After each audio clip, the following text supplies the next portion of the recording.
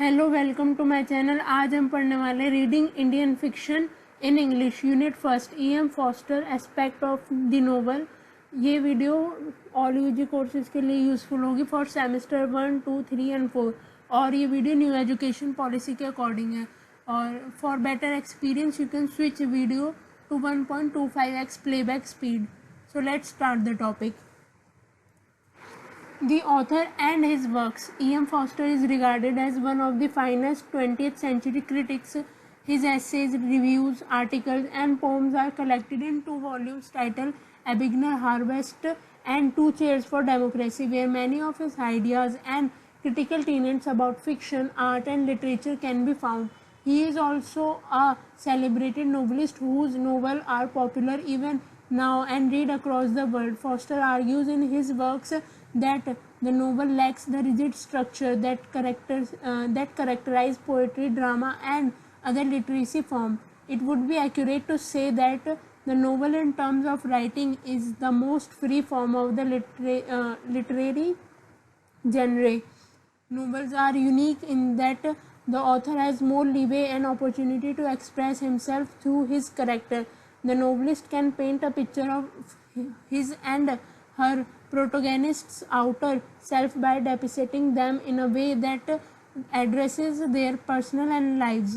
E.M. Forster जो है वो one of the finest 20th century के क्रिटिक्स माने जाते हैं और उनके ऐसे रिव्यू आर्टिकल पोम्स जो हैं वो कलेक्टेड हैं 2 वॉल्यूम्स में जिसका टाइटल है एबिग्नर हार्वेस्ट और 2 चेयर्स फॉर डेमोक्रेसी, जिसमें कि उनके कई आइडियाज़ और critical tenets about fiction, art, literature जो है वो पाए जाते हैं। और उनका सेलिब्रेटेड नोवेलिस्ट वो एक सेलिब्रेटेड नोवेलिस्ट हैं जिनके नोवेल्स आज भी वर्ल्ड में रीड किए जाते हैं। और फोस्टर जो है वो आर्ग्यू करते हैं कि उनके वर्क में जो नोवेल जो है वो लैक द रिजिड स्ट्रक्चर, यानी कि जो रिजिड स्ट्रक्चर होता है नोवेल में उसकी कमी रहती है और करेक्टर जो है पोएट्री, ड्रामा और अदर लिटरेसी फॉर्म में वो अच्छे से पोर्ट्रे कर सकते हैं। और it would be accurate to say that novel in term of writing the most free form of literacy genre। और नोवेल एक फ्री फॉर्म है लिटरेसी जेनरे की, और जो नोवेल है वो एक यूनिक मतलब अपॉर्चुनिटी देता है अपने थॉट्स को प्रेजेंट करने का, एक्सप्रेस करने का through character.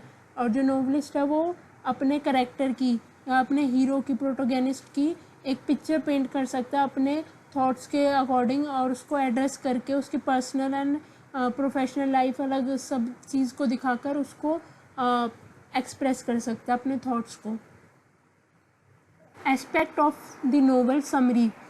E.M. Foster's aspect of novel is one of the earliest effort in studying the genre of the novel. A novel, Foster opined, can be delightful and provide aesthetic pleasure to the reader when combined with good content and style.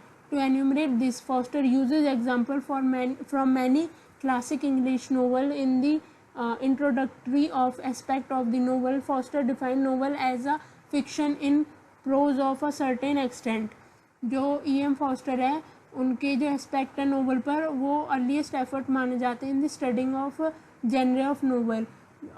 According to Foster novel जो है वो delightful होना चाहिए जिससे कि वो एक reader को एस्थेटिक प्लेजर प्रोवाइड करे और साथ में उसका जो कंटेंट हो वो गुड हो और उसका जो स्टाइल हो वो भी अच्छा हो, जिससे कि जो रीडर है वो उसकी तरफ अट्रैक्ट हो, नोवेल की तरफ उसे रीड करने के लिए तैयार रहे। The 7 aspect of the novel. Foster focus on the 7 aspect of the novel: the story, character, plot, fantasy, prophecy, pattern, and rhythms. These are dealt within short of the following paragraphs. Foster जो है वो 7 aspect of novel पर focus करते हैं जिसमें कि story, character, plot, fantasy, prophecy, pattern and rhythms है। और उसके बारे में मतलब पैराग्राफ में हम ब्रीफली पढ़ते हैं। जैसे कि the story. Foster states that at its core, a novel tells a story by sequencing events in a way that keep the reader curious to what happened next. In other words, the story is central of the novel. A good tale, however, must also be instructive or entertaining. He uses the example of 1001 Nights to illustrate this point.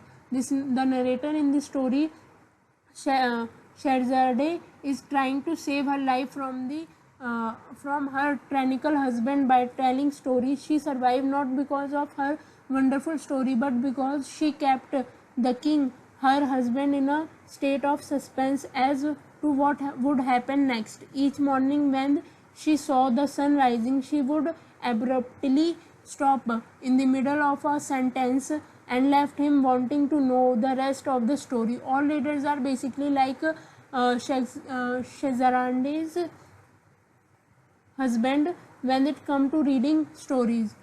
जो story है वो एक तरीके से attractive होनी चाहिए. Foster कहते हैं जो नोवेल की स्टोरी टेलिंग है वो उसके जो इवेंट्स है वो सीक्वल वाइज होने चाहिए, जिससे कि रीडर जो है वो क्यूरियस रहे कि आगे क्या होगा, व्हाट हैपन नेक्स्ट. अगर उसका जो सेंट्रल ऑफ द थीम है नोवेल का वो एक तरीके से स्ट्रॉन्ग होना चाहिए. और good tale, a good tale however must also भी इंस्ट्रक्टिव और entertaining.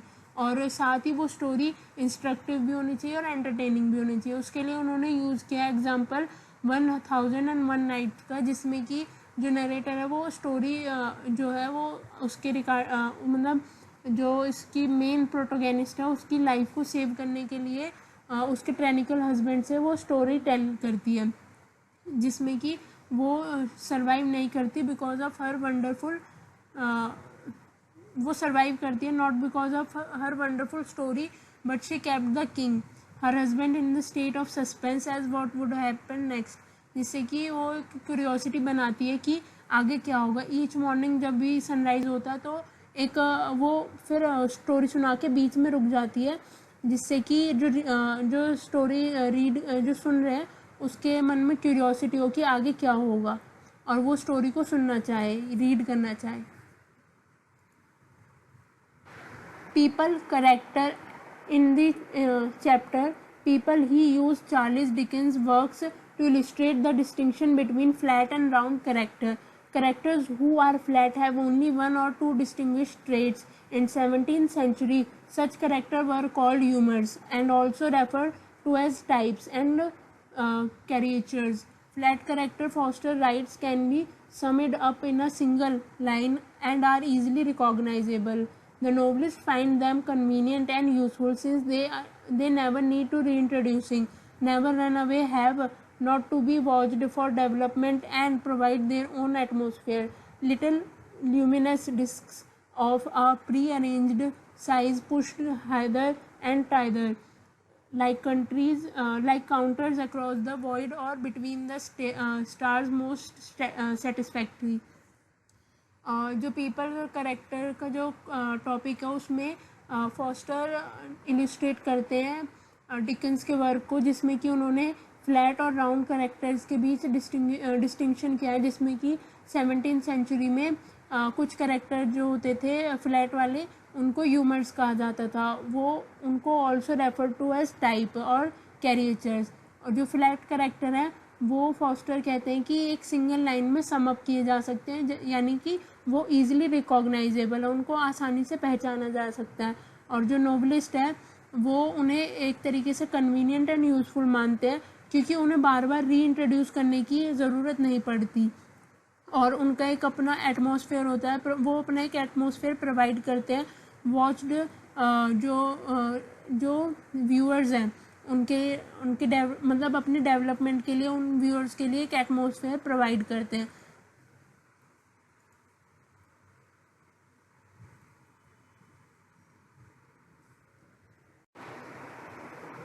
Round characters, on the other hand, have many facets. However, a story cannot exist without either. Foster claimed that nearly even one of Dickens' characters is flat, whom we recognize the moment they re-enter, and yet achieve effects that are not mechanical and a vision of humanity that is not shallow. However, Jane Austen's stories center on round characters. There is no problem picturing of these characters living out their lives by the time she wrap up her novel, even though she typically does so before they have had a chance. Foster argues that fictional character must reassemble real people to be believable. They may seem more natural to reader than the people they know. To do this, a writer must expose the inner working of the protagonist's mind. Foster notes that while mundane tasks like sleeping and eating are underrepresented in fiction, the theme of love is often overemphasized.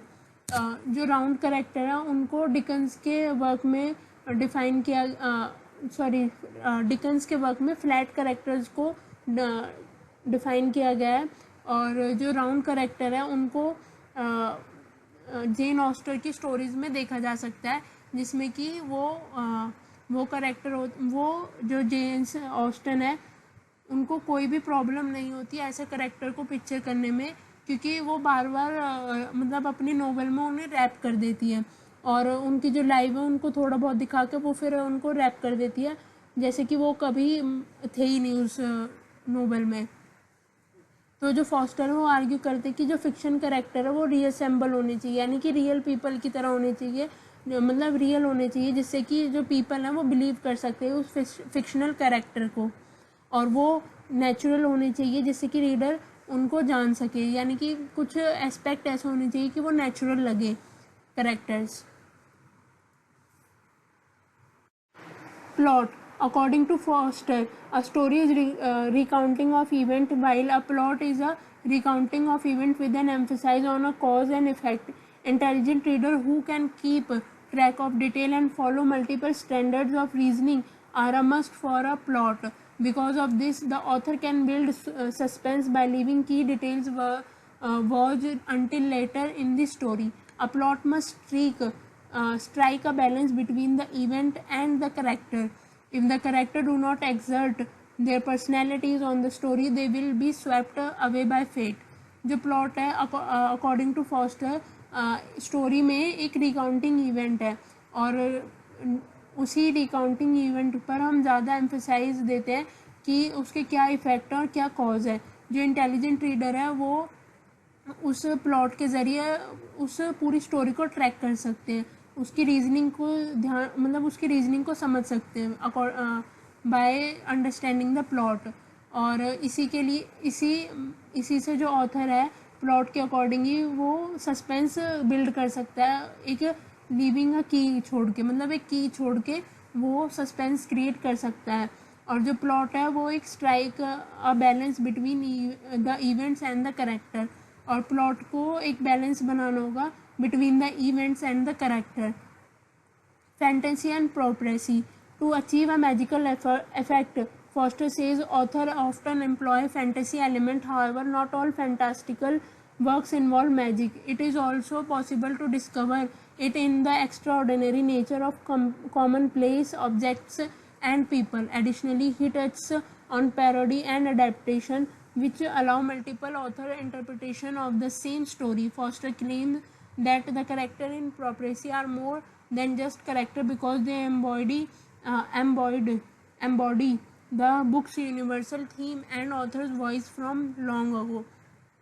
जो fantasy और प्रोप्रेसी एक magical effect को achieve करने के लिए कहा है foster ने, जिसमें कि वो कुछ फैंटेसी एलिमेंट है जिनको हम स्टोरी में दिखा सकते हैं, या मतलब ज़्यादा ना दिखाएं कि हम उसमें सारी स्टोरी में मैजिक हो रहा है या फिर कुछ एक्स्ट्रा ऑर्डिनरी हो रहा है जो कि अकॉर्डिंग टू नेचर पॉसिबल ही नहीं है, तो वो चीज़ें कम दिखा के जो रियलिस्टिक चीज़ें हैं वो दिखाएं, यानी कि कुछ चीज़ें हो फैंटेसी में मैजिक इफेक्ट को अचीव करने के लिए, लेकिन ज़्यादा ना हो ऑथर के द्वारा। Patterns and rhythm. The patterns reassemble the outline of a book. The shape can be a circle where a character end up back where they started, or an hourglass where one character's rise and another's fall in a social status meet.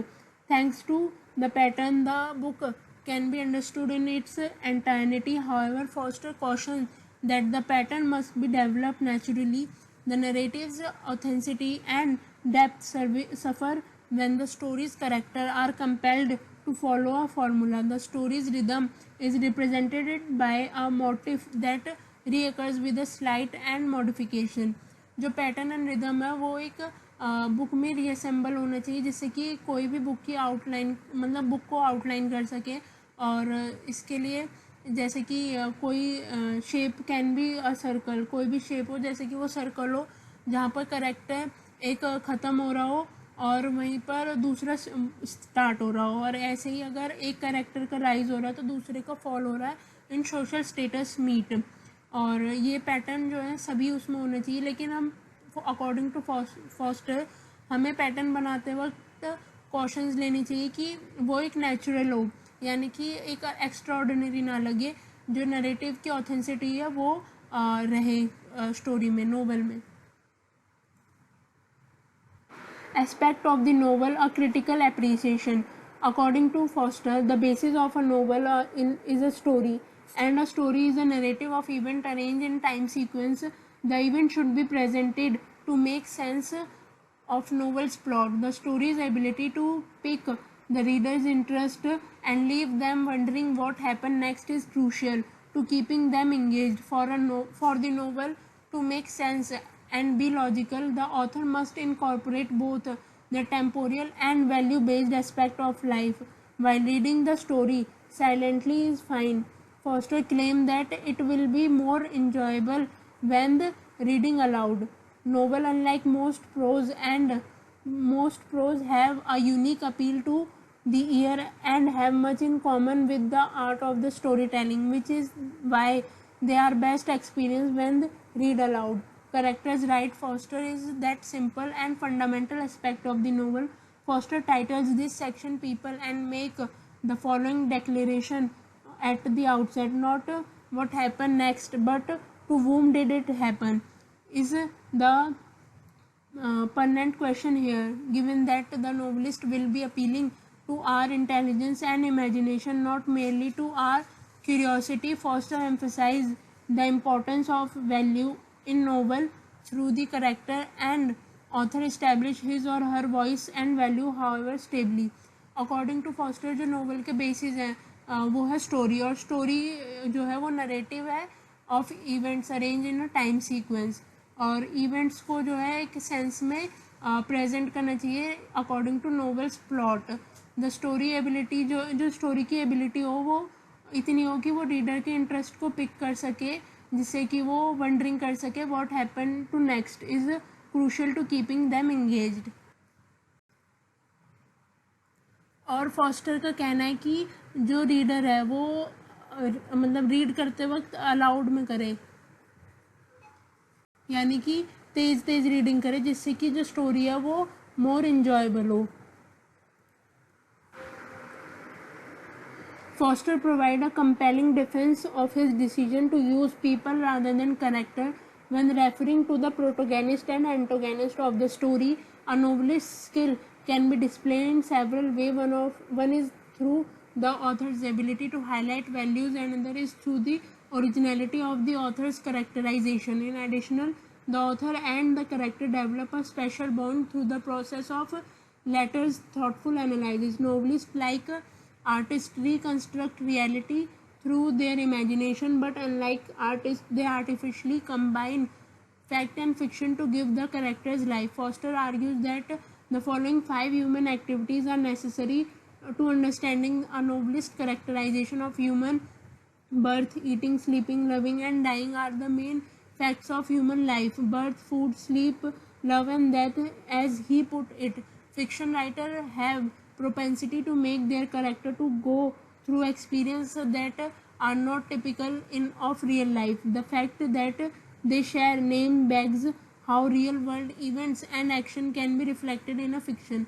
Foster के according जो real world के events हैं उनको अपने novel में reflect करना इन a fictional वे, जिससे कि जो रीडर है उसमें मतलब एक कनेक्टिविटी हो करेक्टर के साथ जो नोवेलिस्ट ने ड्रॉ करा है, क्योंकि एज अ ह्यूमन नेचर जो ह्यूमन के जो एस्पेक्ट हैं 5 ह्यूमन बेसिक एक्टिविटीज़ हैं वो भी शो की जाए। Love and other emotion, not birth, death, eating or sleeping, should be emphasized in a fictional work. Most people can feel more deeply for a character in a book than they can in real life. A novelist, however, as the creator of these characters, has full authority over how they act and interact in the novel. As a result, coming up with new character is a difficult task. If the author has too much freedom, the character may seem unrealistic, but they will cease to be alive if he put too many restrictions on them. To escape this problem, the novelist need to employ two technical devices: the use of multiple character and the deft manipulation of the viewpoint in a question. Forrest classified his protagonist as either flat or round. According to Foster, flat character, round character are complex or multidimensional, grow and change outward and inwardly as the story progresses. It should become as no surprise that the protagonist of Foster novel are multifaced given the symbolic nature of his writing.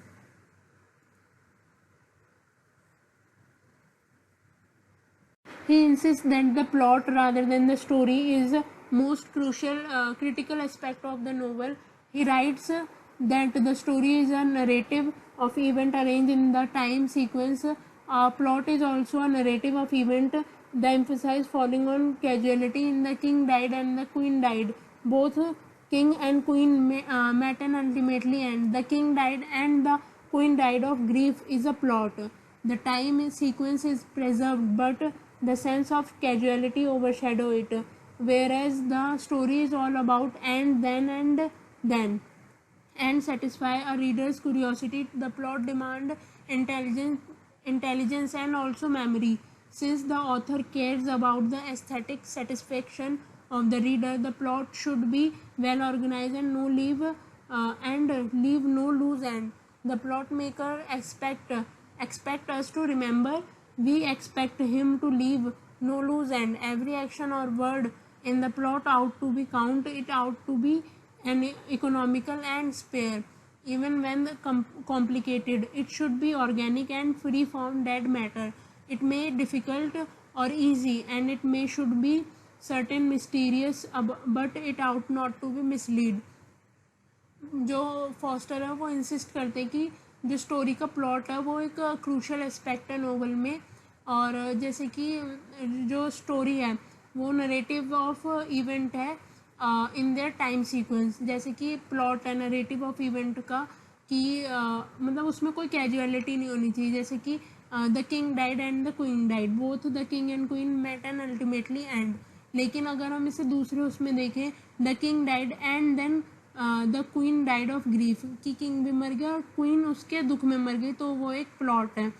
The time sequence is preserve, और जो time का sequence है वो preserve है और casualty जो है वो ओवरशैडो नहीं हुई. और जो स्टोरी है वो ऑल अबाउट एंड देन के अकॉर्डिंग है, यानी कि जो रीडर है उसकी क्यूरियोसिटी बनी रहे.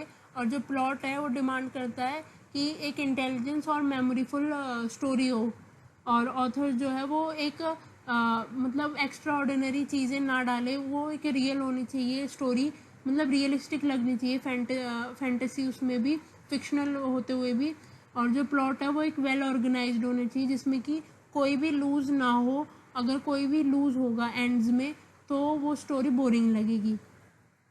और जो स्टोरी है वो ज़्यादा डिफ़िकल्ट ना हो, ईजी हो, और उसमें कुछ मिस्टीरियस भी हो, लेकिन वो कोई स्टोरी मिसलीड ना कर रही हो रीडर को. Drama relies on action to convey its story. However, the reader of a novel needs to be able to think critically to appreciate the story, because the means of expression and exposition are different. Insight into the mystery, which play a vital role in the plot, is beyond the capabilities of casual reader. Two additional themes that Foster identified in novel are fantasy and prophecy. Consider the novel's character and the plot. His description can bring them to life and reveal the truth as it core. Fictional writer can take inspiration from anything, whether real life or folklore.